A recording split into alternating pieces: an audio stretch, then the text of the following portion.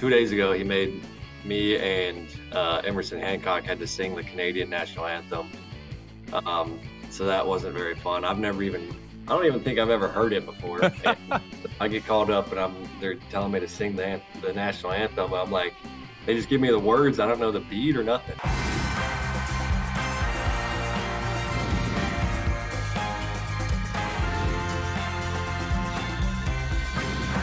Fly ball onto the track, at the wall, it's gone! Home run! Turns on a ball, deep right field, and gone! What a game, what a moment. All right, I am pumped to welcome on the show an absolute stud of a pitcher, one of many out there with the Seattle Mariners, to be honest. Bryce Miller. Bryce, thanks so much for hopping on, man. Yes, sir. Thanks for having me. Of course. I want to start with, when I think of you as a pitcher, my mind immediately goes to your debut, May 2nd, 2023. You took a perfect game into the sixth inning. It's tough to imagine a start to a debut going much better than it did. But walk me through that day, like where you were at mentally, how you felt out on the mound, like what that day was all like. Yeah, no, it was a super cool day. It went way better than I could have ever expected. So the only knock I have on it is that Mason Miller was throwing a no-hitter into the seventh, so I didn't get a win. But no, yeah, it was super fun. It was, all I ever dreamed about. So it was cool. Were you nervous at any point? Were you nervous the whole time? Like, you wake up that morning, what's going through your head? Yeah, no, I was nervous at the beginning of the day, but the day before, I went to the Coliseum and I threw at the field. I actually got to Oakland a couple days before the team did because they were in Toronto. And so I met them there, but I got to go and kind of calm the nerves a little bit, got to see the stadium, throw in the outfield. And I think that really helped me out. And then once I got there and, got the first inning out of the way, it was I just started cruising. It was kind of just back to baseball. So you knew a few days in advance you were going up and going to make your debut there. I always love asking guys this because it's the call that you dream of as a kid. And even, I played in the minor leagues and you're always a phone call away, but it's a tough call to get. Walk me through your call up to the big league story and how you found out and how it happened. Yeah. So, last year, unfortunately, Seattle, Robbie got hurt in the first game. Yeah. And whenever I got sent down from spring training, the convo was kind of like, we're going to see you at some point this year. We just don't know when. It could be the first week or it could be the last week of the season. So, just be ready. And so whenever Robbie went down, I kind of started thinking, the mind started running. But then a few weeks later, they ended up, making the move. And I was in Arkansas, I was in Double-A, and after I think we won that day, but it was kind of a mixed emotion clubhouse because we won, but it was our strength coach's last day. So they started the post-game speech with like a sad, farewell speech. And then it turned and he's like, well, I know everybody's sad right now, but we got some good news. We got somebody's about to make their debut coming up. And then everybody starts getting nervous, like, who is it? And then they ended up, saying it was me and I was going to throw in Oakland. And next thing you know, I was covered in beer, getting my beer shower. So it was a lot of fun. But it worked out really good because I had a couple days to, tell family and friends and have them, plan the trip and get out there. So it was really good. Who was the first phone call? I called my parents first, and I think my mom was about to go to sleep. My dad was on the recliner just watching TV, and they were fired up. That's awesome, man. When you look back on that first year, from your debut to the end of your first rookie season, do you have a favorite memory from last year? Honestly, the debut was really cool, but my second start in Seattle, I threw against Houston, and growing up South Texas, I was always a Houston fan. So I went 6 innings against Houston and threw to Bregman, to Jordan. Altuve wasn't in the lineup; he was hurt at the beginning of the year, but just going my first start in Seattle, in front of 40,000 people and pitching well against Houston, it was really cool. It was a lot of fun, and it was something that was surreal, in the moment, pitching against guys that I've been watching for years. Yeah, you're a big Texas guy. Big. By the way, how you feeling about your Aggies? They're absolutely killing it this year. I think they're like 28 They and are. 4. How are you feeling about that team? I mean, they look really good. I'm excited for them. They're pitching it and they can swing it, so that's a pretty good combo. How'd you, being from Texas and growing up in a baseball area, do you remember when you first like fell in love with the game or when you first started playing baseball? Like how did Bryce Miller get to where he is now? How'd you fall in love with the game? I've been playing since I was 3 years old, doing t-ball and stuff, and my grandpa always tells a story about whenever I was like 2 or 3 years old, in the backyard. He was throwing a ball to me with like a plastic bat, and I was hitting it, and he was all fired up. He's like, this kid's gonna play baseball. He's gonna be good. And my hitting career didn't last too long, but um, you know, New Braunfels, where I'm from, is a baseball town, and we have plenty of resources, and it just my parents were there for me. They took me all over for summer ball and stuff, so it's been a long road, but I've had a lot of fun with it, and been all over the country now, playing baseball. So it's been a lot of fun and taking me places that I wouldn't be without it. So Who'd you grow up rooting for? I grew up. So Lance Berkman, he's also from New Braunfels. He went to the Okay. other school in high school in other high school in New Braunfels, and so growing up, I was watching him. My dad was a basketball coach at the other high school, where Berkman went, and so I Mhm. was that kind of drew me more towards Houston. But Yeah. so I was a fan of both teams, but mainly Houston. So eventually, obviously, grow up and get to the point where you get drafted. Do you remember what was your draft day story like? Was it all around family? Like, what do you remember most about that day? It was so I kind of went through the draft stuff. I got drafted my freshman year out of junior college, like the Mhm. 38th round, and then the COVID year, kind of thought I would get drafted then, and it didn't work out. So it was really my third round doing the draft stuff, and so I was kind of I'd done it before, kind of knew what to expect or what not to expect, and Were you out of high um, school as well? Did you get drafted out of high school as well or no? no, not high school. It was Okay. just Just my the first first one year was of junior yeah. college. Okay. But yeah, no, it was. We were at the house and we had a after draft party planned, in my hometown, but it was I didn't know where I was going to go, so we didn't want to invite too many people over to the house and have Yeah. everybody wait. But no, it's an interesting thing just because it's like you get a phone call and you might be going East Coast, West Coast. You Yeah. could be on the road in Houston or wherever, and you have no idea. But yeah, I just got the call from Seattle, and I was like, well, don't know much about Seattle. Never really watched them, but let's go. And it's worked out really well for me. I'm really happy I ended up with Seattle. I mean, you got to be. You're as a pitcher, I feel like there's no better way to work on your craft than being surrounded by other guys that are at the top of their game. And the Mariners rotation is one of, if not the best rotation in all of baseball with George Kirby, Logan Gilbert, Luis Castillo, yourself, and honestly, so many young arms coming up as well.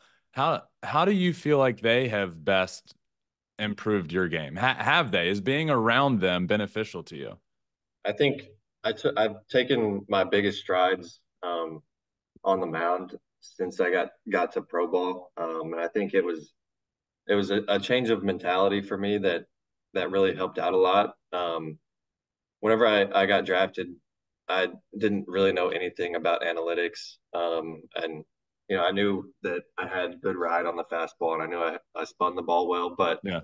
didn't really ever dig into it. And once I got to Seattle, they have all the pitch grading software and everything, and it really like opened it up for me. And my first full season, they're telling me I have three pitches that are above major league quality, and like all I got to do is throw them over the plate, and like good things are going to happen. And I'm Yeah. like, you say it that way, it makes the game seem like it's easier. And so Absolutely. that's kind of where I think I took a big step, and just really emphasizing like attacking and getting ahead and being in good counts and being able to use those pitches in good counts. Like it's been really beneficial for me. And the last 2 years, my command's been better than it's ever been. I've walked less people and been striking out people, so it's been really good. Just the change of mentality and getting ahead and attacking has helped me out a lot. You also added a nasty splitty to your repertoire now, and it's gone really well this year. Only giving up 3 hits off of it, struck out 9 guys with it this year. So, how'd that pitch come about? Has it been a long time in the making, and you finally feel comfortable using it? Was it an off-season thing? Because it looks like you've had it your whole life, basically. Yeah, no, it's brand new pitch for me. It's something that I've never thrown. I I've always kind of had a changeup that I've worked on, and it's just been average to below average, like just kind of hard for me. I've felt like I'm way over here, and it's hard for Yeah. me to get inside the ball and get depth on it. And so, like looking, after the season last year and reflecting on how the season went, um, like I knew that what I needed to do was I need to, figure out how to get lefties out better. I had like a 100-point difference in batting average against splits, Wow. rights and left. And last year I added the sinker once I got to the big leagues, like midway through, and I think that really helped me with righties. And righties hit like 200 on me last year, and lefties Yep. hit 300. And it was like, had a pretty successful rookie season, but there's a lot of room to improve. And um, it also helped being around Kirby and Logan, who had just added a splitter last year. Yeah. And I was like, they added it in a year. That's what I want to do this off season, and hopefully, be able to attack lefties better. So, going into the off season, that was my goal, and it took probably a month or two to figure out, a grip that I was comfortable with, and figure out how to make it not sweep sometimes because my Yeah. throwing partner would get pissed at me. But yeah, no, it took a couple months, but it's come a long ways, and I'm excited for the season. Throwing it Yeah. all. It really is. It's remarkable how I had Cole Reagans on a couple weeks ago, and he was just talking about the biggest help and change for him. And it was learning a new slider because basically he was getting hit by lefties and he never had anything that would go the other way. He'd have his fastball, he'd have a curveball, and he had a changeup. He didn't have anything going away from lefties. And that's the same sort of thing as a righty. I mean, you have your slider. So to lefties, everything's going in on them. So to finally have something that's darting down and maybe tailing a little bit as well, I really do feel like it opens up like a brand new world of possibilities, and it almost allows you to pitch in so many different ways and do different things on the mound. It's got to be fun adding a new pitch. Yeah, for sure. And it took a little bit of um, I guess discipline in spring training to not just come out and throw all splitters just because I'm excited and it's working. But the team had me on a splitter limit, so but I think they're letting the leash out a little bit on it. I threw 20 the other day in the game, so it was which and the first 2 games of the season I've thrown to a lot of lefties, which is what I was expecting coming into this year. Other teams just loading lefties in, Yeah. based off of last year's performance. Yeah. Um, I think 2 days ago in Milwaukee, lefties were 0 for 13 against me, and the 3 hits I gave up were righties. So it's so far it's going really well. That's awesome, man. That's got to feel really good. I was gonna say before you said you threw 20, you don't need to give anything away because the opposing hitters will start counting how many you've thrown. But is there still a splitter limit, or is that completely gone? No, I think it's gone. I think it's I've added it over 4 months now, and I think my arm's in a good spot, and I Yeah. feel really good with where I'm at. So it's not really a concern. I mean, I don't think I'm going to go throw 50 of them, but Yeah. um, it's we're You getting never there know. with it. They throw 9 lefties out there at you. You might end up throwing 50 or Yeah, so. yeah. I do want to. You mentioned your arm and how it feels, and you're in an unbelievable rotation. It does bring up an interesting conversation that's happened quite often over the last week or so, which is the whole Tommy John conversation and why so many pitchers are getting it. I mean, I could start naming off names, but it the list doesn't really end at this point. But even in the most recent, you got Strider getting hurt, you got Shane Bieber, obviously DeGrom. I mean, the best pitchers in the world, a lot of them are on the shelf right now, needing Tommy John. And the question that I think has come up more and more is, well, what is causing this? Because I have John Smoltz on the show every single week, and we often talk about how the game has just changed a lot. And he was like, back when I was pitching, Tommy John wasn't near as common as it is now. So you have people saying, well, the new rules are a factor, and the lack of sticky stuff is a factor, and how guys trying to throw too hard is a factor. What do you think it is? What does Bryce Miller think is the reason for the more and more and more Tommy Johns as the game of baseball has evolved over the last decade or so? I mean, I think it's the recent thing. It's been easy to just blame the pitch clock, Yeah, but I think it's it's multiple things. It's the way people are throwing now. It's what is emphasized. I watched the 4 minute take from Justin the other day about what he had to say, and it's the way people are brought up, and it's the way like to get into pro ball and even to get into D1 these days is to throw hard and to make your pitches move and push for action. And I think I was actually having this combo with my agent earlier. The lack of like desire to get real deep into games. yeah, You're pushing for action and velo, and then on top of it, I think that the pitch clock might be a little bit of a an additive as well. yeah. You have less time to recover between pitches, and I don't think that like if you take the pitch clock away today, we're not going to have less Tommy John. I think it's But it might play a it's little just role how in it, Yeah, yeah it's just a a culmination of everything, yeah, and I don't know. I agree with what Justin was saying. Like if there was more emphasis on getting deeper into games, then I mean, everybody's going to have to adjust, and you can't try to throw 100 every pitch.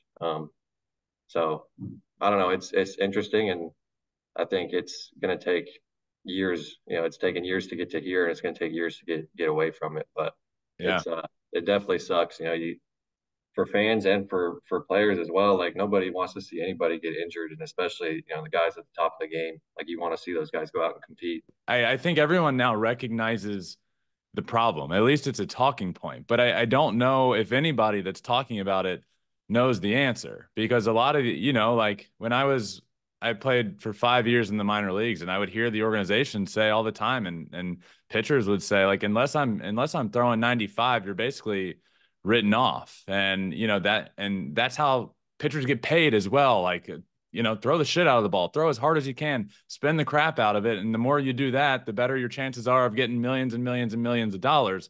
So there's that aspect. And so then the question becomes, well, how do you get rid of that mindset? Because, Justin came up throwing 92, 93 early in the game. And when he needed it, he'd reach back in his pocket. And sometimes that wasn't until the seventh or eighth inning.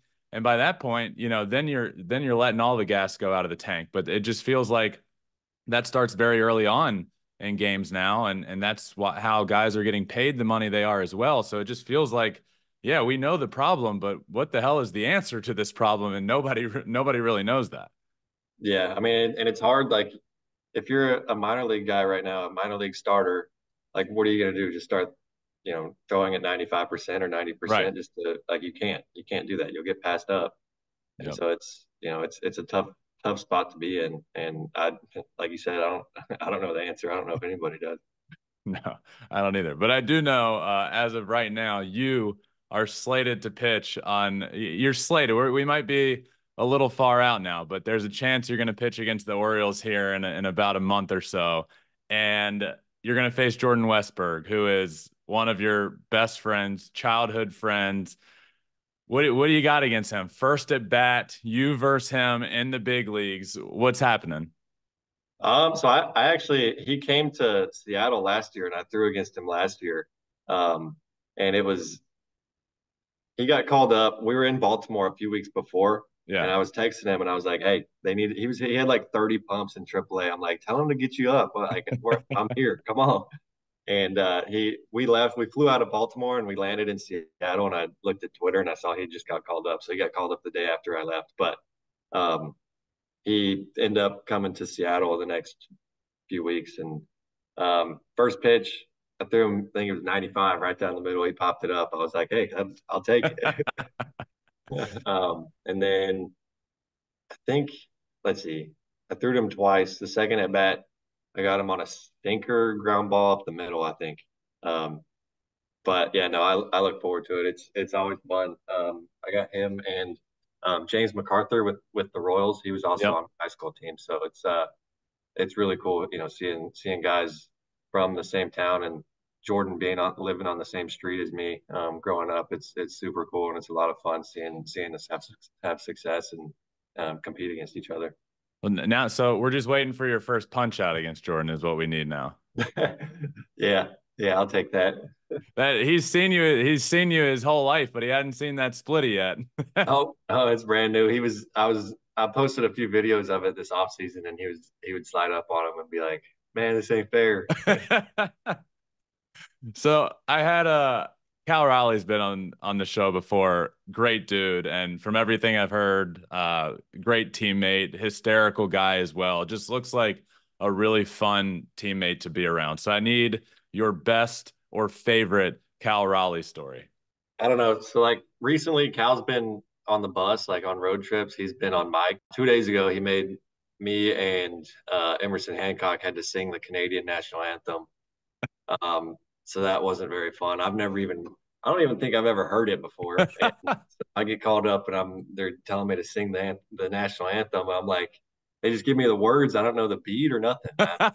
So, um, he was he was on the mic booing me, but no, yeah, he's a great teammate, great catcher. I love pitching to him. And he's, you know, he gets all the work in and he's usually the first one at the field, especially in spring training. He's getting there at 4 a.m. And he works his butt off and he's Yeah. always prepared. So it's a guy that, I love throwing to. Does this video of the Canadian national anthem exist anywhere publicly currently? I hope not. I got to find it. That needs to happen. All right. Next teammate I got to ask about is Julio. Just an absolute stud, superstar. I feel like he's got MVPs, plural, in his future at some point. I need the craziest or most impressive thing that you have ever seen Julio Rodriguez do on a baseball field. Last year in Baltimore, he made that catch in center field. He robbed. I don't remember who hit it, but he robbed somebody going full speed. He just last year whenever I got up, I was just thinking like he was 22 years old or 21 last year, and like comparing that guy to the guys in college, like saying like this guy could be in college right now. What would this look like in college? Good Like point. the talent that he has is at that age is just unbelievable, and um, he's just a great dude. I've never until the last couple of years been around superstars like that, and just seeing like how humble he is and like open to talking and getting close to the other guys is super cool, and he's got a lot of success in his future. Bryce, what are your personal goals for this year? Like I know team wise, I think the goal is always win the division, do some damage in the playoffs. But when you are working your way through the offseason and trying to prepare for this season, what are some personal goals that you set for yourself? Going into the year, I wanted to, like I said, attack lefties better, Mhm. and I wanted to, get through a full season of 32 starts and a full big league season, and it's it's that's a goal that everybody has, and especially with the recent injuries, like it's something that everybody wants to do, and sometimes it's out of your control, but just going through a full season and knowing that like I have my routine down and that I didn't skip out on anything, um, and just controlling what I could control was one of the main things. Numbers wise, I wanted to. Last year it was 300 batting average for lefties and 200 for righties. Yeah. So I was like, if I can get I keep the righties at 200 and get the lefties below 250, like it's should be a really successful season. And so far, it's going really well. So That 0 for 13 the other night, that helps. Yeah, it does. But yeah, and then just continuing to attack and like not walk anybody and getting ahead throughout the whole year. And yeah, it's I think 2 years ago I threw 130 innings was my career high. Last year I was like 155. So getting over 180 would be really, really cool. Yeah. Bryce, I appreciate you for joining me, man. This has been a lot of fun. It's always been a lot of fun watching you pitch, but always appreciate you hopping on, and now appreciate you as a person as well. So thanks for hopping on, man. I really appreciate it. Good luck learning the Canadian national anthem a little bit better, and good luck this season as well. I appreciate it. All right, well, I just wanted to thank again Bryce Miller for joining me, and thank you all for listening. As always, really cool hearing him talk about the Tommy John situation happening in Major League Baseball right now. It truly is. It's a situation nobody really has the answer, but it just seems like a tough thing right now. You can't really tell a pitcher to tone it back right now when they're getting paid to tone it up and spin rate and throw it as hard as you can.